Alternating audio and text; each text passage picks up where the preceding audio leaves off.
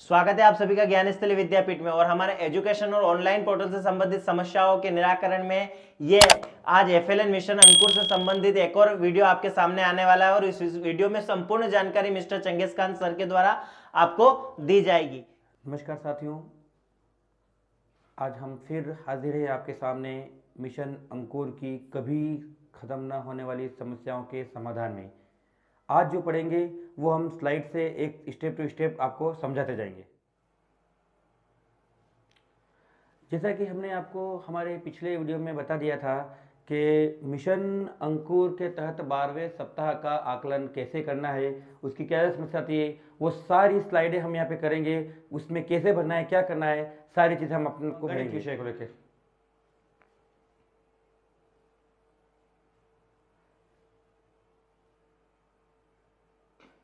ये है गणित। अब हिंदी से और गणित में क्या डिफरेंट है? गणित में आपको पूर्णांक अंक भी प्रदान करना है। ये देखिए, ये है संख्या बोध। संख्या बोध है 4 नंबर पूर्णांक है। मतलब आपको ये पेपर जो सेट करना है संख्या बोध का, वो 4 नंबर का आपको सेट करना है। 4 नंबर में से बच्चा कितने नंबर लाता है वो ध्यान रखना है। 4 में से सपोज दैट वो बच्चा 3 नंबर लाएगा या 2 नंबर लाएगा या शायद 4 भी ले आए। जितने भी अंक वो लाएगा, ये पूर्णांक का ध्यान रखें। संख्या बोध आपका 4 पूर्णांक का है। अब यहां पे आपको देखेंगे कि यहां पूर्णांक 4 भी है और यहां पीछे कोष्टक में 3 भी है। ये 3 है पासिंग मार्क्स है, मतलब पूर्णांक 4 है, मतलब अधिकतम बच्चा 4 लाएगा।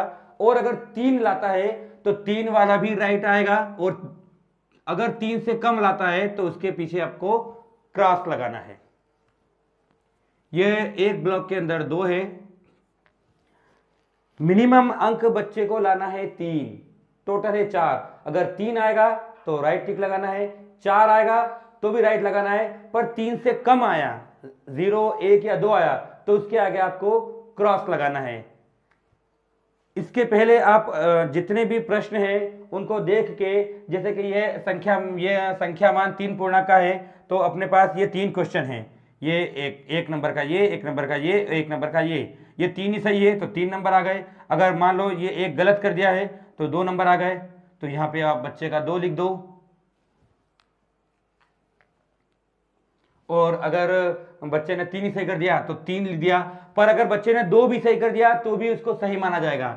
ये यहाँ पे राइट का निशान और ये भी राइट का निशान। अगर 2 से कम, ये जो पॉइंट के नीचे आपको पॉइंट दिख रहे हैं, ये जो इनके बिंदु के नीचे जो आपको अंक दिख रहे हैं, ये पासिंग मार्क्स बोल सकते हैं इनको। अगर बच्चा इतने नंबर लाता है इतने में से तो वो राइट पे आएगा, इससे कम लाने पे क्रॉस में जाएगा।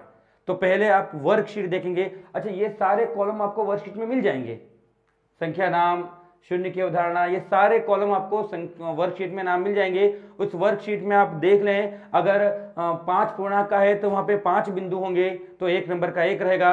अगर जैसे शून्य की अवधारणा 2 है ना, वहां पे 4 है, तो वो आधे अंक डिवाइड कैसे करना है ये आप खुद समझदार है, आप लोग कर सकते हैं। इसी प्रकार हर एक का शून्य की अवधारणा के 2 पॉइंट मिलेंगे आपको। ये ज्यादा फोटो नहीं ले पाए हम इसके, जितने फोटो आपको स्लाइड है ये सारी चीजें आपको यहाँ पे मिल जाएगी।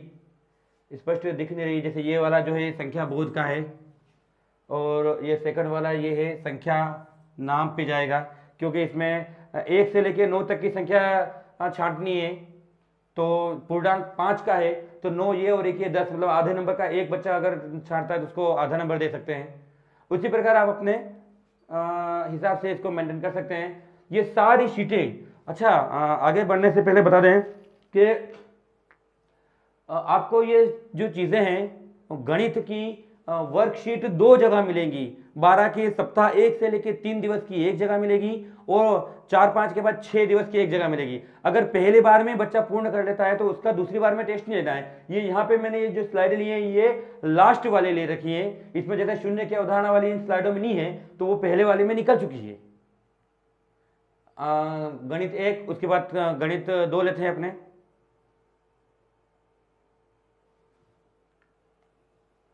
हाँ, गणित के का दूसरा, गणित में और अंग्रेजी में आपको पहले वीडियो में बता चुके हैं हम कि गणित और अंग्रेजी दोनों में आवधिक आकलन के 2 प्रपत्र रहेंगे। अभी आपने सर रिवर्स कीजिए, ये पहला प्रपत्र है, नहीं आगे वापस वही वाला, ये पहला प्रपत्र है, संख्या बोध, संख्या मान, संख्या नाम और आगे पीछे की संख्या। फॉर्मेट यहाँ खत्म नहीं हुआ है, जगह की वजह से 2 फॉर्मेट बना दिए गए। इसका पहली का ही एक और फॉर्मेट है सर, वो भी लाइए। अब ये वाला जो फॉर्मेट है इसमें देखेंगे अपने लंबाई ऊंचाई की तुलना, आकार की तुलना, ये लंबाई ऊंचाई की तुलना पूर्णांक 4 है, तो यहाँ देखिए 1 और 2, लंबाई ऊंचाई में इन्होंने 2 दे रखा है, और भार आकार की तुलना, भार की तुलना में इन्होंने ये 1 दे रखा है। तो आप ये चूंकि लास्ट वाली स्लाइड है इसलिए आप 1 को 2-2 नंबर में मान के दे सकते हैं। ये भी सही कर रहा बच्चे ने, ये भी सही करा, तो पूरे 4 नंबर, या शायद 1-1 नंबर, 2 नंबर, जितने भी नंबर देना है। अगर बच्चा 3 नंबर लाता है, 2 नंबर लाता है तो क्रॉस आएगा, और बच्चा अगर 1 नंबर लाता है तो भी क्रॉस आएगा, और बच्चा अगर 3 नंबर लाता है तो राइट आएगा। भार की तुलना, उसके बाद ये सारे पॉइंट आप देख लेंगे। लास्ट में चलते हैं पुनः मूल्यांकन में अप्राप्त लक्ष्य। ये सर थोड़ा सा ध्यान चाहूंगा इस पॉइंट के लिए कि ये राइट, जस्ट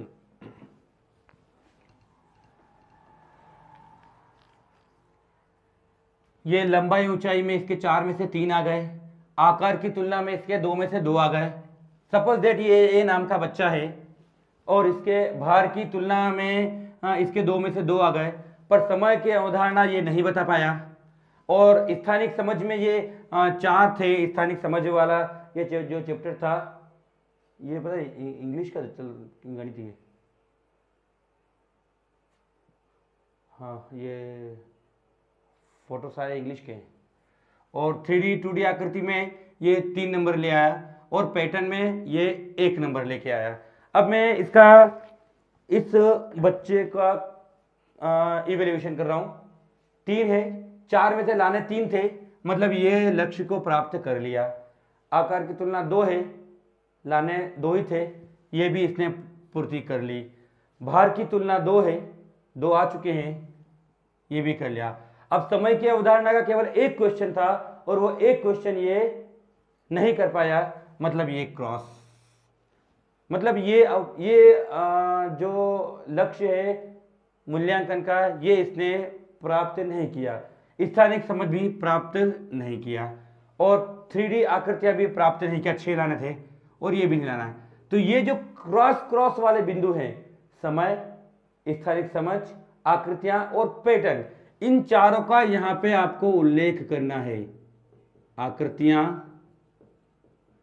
समय, पैटर्न, इस पुनः अप्राप्त। पर एक बात का ध्यान रखें कि लक्ष्य सिर्फ इस वाली स्लाइड के नहीं, इसके जो पहले वाला था, ये 4 पॉइंट तो ये आ गए, रिवर्स लीजिए सर।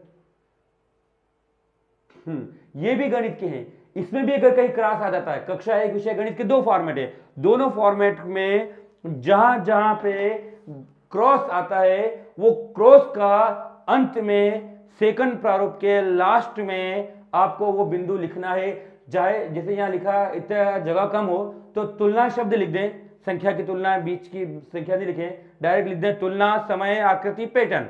शॉर्टकट में आप उसको लिख सकते हैं। बाकी यहां जहां जहां क्रॉस है, वो सेकंड स्लाइड जो है, हाँ सर, सेकंड लाइन ला उसके वापस। हाँ, ये पुनः मूल्यांकन में अप्राप्त लक्ष्य में दोनों प्रपत्रों को देखना है, जहां जहां क्रॉस है वो बिंदु यहां पे आपको उल्लेख करना है।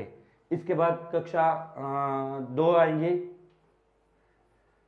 सेम ये दूसरी का भी ऐसे ही चलना है। ये देख लिए, संख्या बहुत पूर्णांक 3 है, अगर बच्चा 3 में से 3 नंबर लाता है, 3 में से 3 नंबर लाता है तो वो पास है, 2 नंबर लाता है तो भी वो पास है, पर अगर 1 लाएगा तो वो पास नहीं है, वो क्रॉस में जाएगा। ये भी सारी ऐसी कैसी वही प्रोसेस इसमें भी है।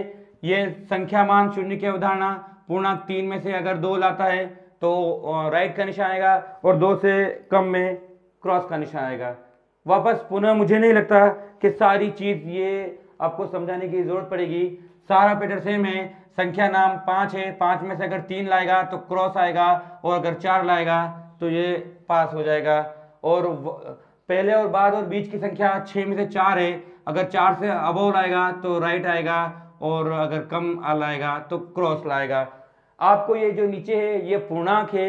आप जब वर्कशीट ले तो इस पूर्णांक के आधार पे अपने वर्कशीट को डिवाइड करें, और बच्चों के जो प्राप्तांक है उसके हिसाब से इसको राइट टिक करें। राइट और क्रॉस करने की जरूरत इसलिए पड़ी क्योंकि वापस इसकी जब सेकंड स्लाइड में जाएंगे, सर अपने इसकी सेकंड स्लाइड लाएं, ये सेकंड स्लाइड में जब आपने जाएंगे तो ये पुनः मूल्यांकन में अप्राप्त लक्ष्य जो लास्ट वाला बिंदु है, या इस बिंदु में आपको वो सारे पॉइंट लिखना है, और वो सारे पॉइंट सिर्फ एक प्रपत्र के नहीं लिखना है, दोनों प्रपत्र के लिखना है। प्रपत्र 1 का भी बच्चा लिखना है और प्रपत्र 2 का भी लिखना है।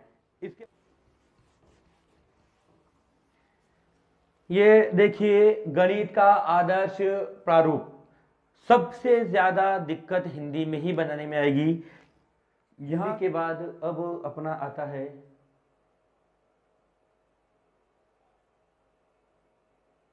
ये देखिए हिंदी का प्रारूप अपने पढ़ चुके हैं, और हिंदी कक्षा दूसरी का गणित। जब शुरुआत मिशन अंकुर की करी थी तब शुरू से एक बात मैं कहता आया हूं, रचनात्मक आकलन में भी हिंदी का एक ही फॉर्मेट है, कक्षा 1 का एक है, दूसरी का एक है, पर गणित के 2 है और अंग्रेजी के 2 हैं। आवधिक आकलन में भी आपने देखा है कि हिंदी का 1 है, दूसरी का भी 1 है, पर गणित के 2 प्रपत्र है। ये अभी पहले थोड़ी देर पहले समझा चुके हैं। पर जब बात वापस मूल्यांकन की आती है तो वो एक ही प्रपत्र इतना डेंजर है कि वो ये 4 के बराबर है, एक ही, वो पहले और दूसरी दोनों मिला के तो हिंदी गणित के सबके बराबर है। ये काफ़ी इजी है, ये अपना देख चुके हैं। इसमें कहीं से कहीं तक टोटल वाला कॉलम नहीं है। सिर्फ आपको पहले फुर्सत में क्या करना है, सबसे पहले आपको ये करना है कि बच्चों का टेस्ट लेके मार्किंग करनी है। सारे मार्किंग पहले कर दें। ये जो टिक है, टिक वाला कॉलम छोड़ के पहले ये जो बिंदु है इन बिंदुओं की पूर्ति कर दें। किस बच्चे के कितने नंबर आए हैं ये लिख दें। पहले पूरी शीट में बच्चों का मूल्यांकन करने के जस्ट पश्चात ये सारे अंक सारे लिख दें। अंक लिखने के बाद फिर आप ये देखें कि यहाँ है पूर्णांक 4, और ये पूर्णांक 4 है, मतलब 4 नंबर में से ये बच्चा नंबर कितने नंबर लाया है।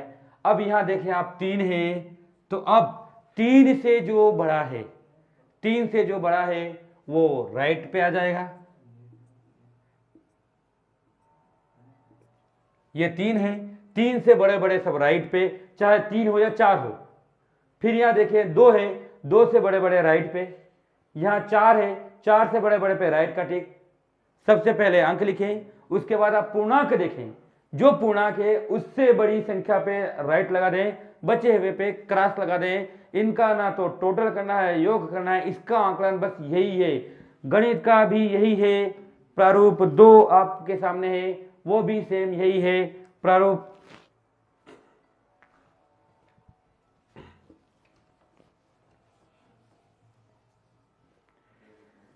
ये प्रारूप 2 गणित का है, इसमें भी सिर्फ टिक लगाना है।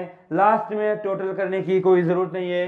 ये गणित का कक्षा दूसरी का प्रारूप 2 है।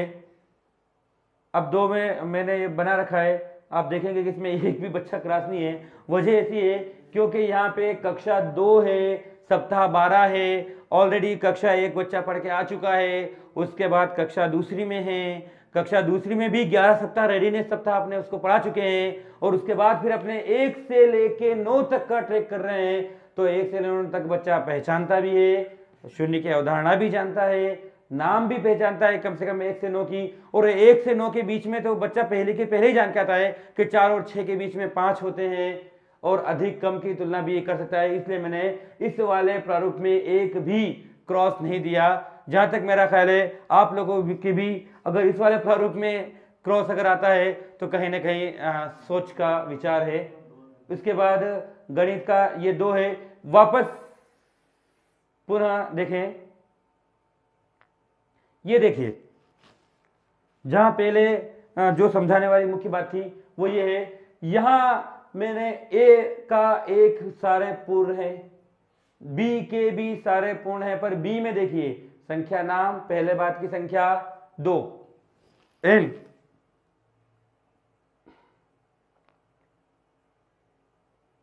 ये देखिए ये सभी अवधारणा इसकी पूर्ण है। इसके बाद पुनः मूल्यांकन में अप्राप्त लक्ष्य, वही पॉइंट। अब इस पॉइंट में चूंकि इसके पहले वाले सारे पूर्ण थे तो पूर्ण देखने की जरूरत नहीं है। यहां पे देखिए स्थानिक समझ, आकृतियां और पैटर्न, ये मैंने यहां लिख दिया आकृतियां, पैटर्न और स्थानिक समझ। इसमें क्रॉस कहां है, समय की अवधारणा, आकृतियां और पैटर्न, ये लिख दिया मैंने समय, आकृतियां, पैटर्न। पूरा समय की अवधारणा लिखने की जरूरत नहीं है। ये इसमें देखिए समय, आकृतियां, पैटर्न, समय, आकृतियां, पैटर्न। जहां पे क्रॉस है वो बिंदु आपको पुनः मूल्यांकन में लिखना है। इससे अगली की स्लाइड में अपने इंग्लिश पे चलेंगे, पर ये ध्यान रहे इसमें सिर्फ यही पूर्णांक मैंने क्रॉस लिखा है, क्रॉस जहां है यही वाले बिंदु लिखे हैं। इसका मतलब ये नहीं कि सिर्फ इसी का लिखना है, आपको ये वाला जो है ये भी देखना है, पर इसका एक भी बिंदु नहीं है क्योंकि ये सारे राइट हैं, इसलिए आप लोगों ने देख लेंगे। हमारा ये वीडियो पसंद आया होगा। अब अगले सप्ताह हम बहुत ही जल्द सप्ताह 18 के फॉर्मेट लेके हाजिर होने वाले हैं और कोशिश ये करेंगे कि सप्ताह 18 के जो फॉर्मेट है वो थोड़ा स्लाइडें भी साफ दिखे और एक एक पॉइंट का उसमें विश्लेषण कर देंगे कि कौन सी शीट कितने नंबर पे कितने पूर्णांक देना है। इसके लिए आप थोड़ा सा इंतजार करें और हमारा आने वाला जो वीडियो है जो आवधिक आकलन सप्ताह 18 जो कि अर्धवार्षिक मूल्यांकन भी है का इंतजार करके जरूर देखें। धन्यवाद। तो उम्मीद है आप सभी को यह वीडियो पसंद आया होगा और आप सभी के जितने भी सप्ताह 12 और इन प्रपत्र से संबंधित जो भी शंकाएं रही होगी वो जरूर आपकी दूर हो चुकी होगी। इसके अलावा अगर अभी तक आपके पास खाली प्रपत्र की पीडीएफ नहीं पहुंची तो इस डिस्क्रिप्शन बॉक्स के लिंक में खाली प्रपत्र की भी लिंक है और भरे हुए प्रपत्र की भी लिंक अवेलेबल है और हमारे पिछले वाले वीडियो की भी लिंक जो है इस वीडियो के डिस्क्रिप्शन बॉक्स में अवेलेबल है। इसके अलावा आप इस चैनल के माध्यम से 9 से 12 तक बच्चे जो भी आपके साथ जुड़े हुए हैं उन बच्चों तक इस वीडियो को, इस चैनल को जरूर पहुंचाएं क्योंकि 9 से 12 तक के सभी सब्जेक्ट के विषयवार अध्ययन भी इस चैनल पर उपलब्ध हैं। सारे विषयों के जो लेक्चर हैं वो अवेलेबल करवाए जा रहे हैं, चाहे 10th मैथ्स हो, 11th केमिस्ट्री हो, 11th 12th फिजिक्स हो, 11th 12th मैथ्स हो। तो आप सभी से यही उम्मीद है कि आप इस चैनल को जो है अधिक से अधिक विद्यार्थियों तक भी पहुंचाएंगे। आप सभी का ज्ञान स्थली विद्यापीठ पर भरोसा बनाए रखने के लिए बहुत बहुत धन्यवाद। और सप्ताह 18 के आवधिक आंकलन जो भी प्रपत्र फिलअप करने हैं जो कि अर्धवार्षिक परीक्षा पर भी आधारित है, सप्ताह 18 वो बहुत ही जल्द आपके सामने आने वाला है और उसको भी मिस्टर चंगेज खान सर ही आपके सामने लेकर आएंगे। तो थैंक यू सो मच और सप्ताह 18 का आप इंतजार कीजिए। Thank you so much again.